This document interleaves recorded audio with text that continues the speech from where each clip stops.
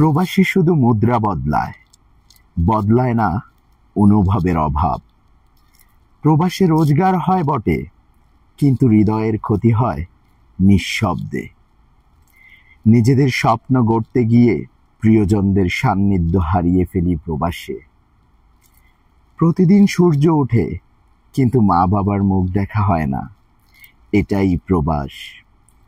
হাসি মুখে ফোনে বলি ভালো আছি মা, অথচ একাকিত্বে মনটা কাঁদে। এরই নাম প্রবাস। প্রবাসে ভালো আছি বলার মানে এই যে আমার প্রিয়জনরা ভালো থাকুক, আমি নাই বা থাকলাম ভালো। আমার না থাকা ভালো দিয়ে যদি আমার প্রবাসী এই অর্থের বিনিময় আমার প্রিয়জনরা একটু ভালো থাকে, তাতেই আমার সুখ, তাতেই আমার শান্তি।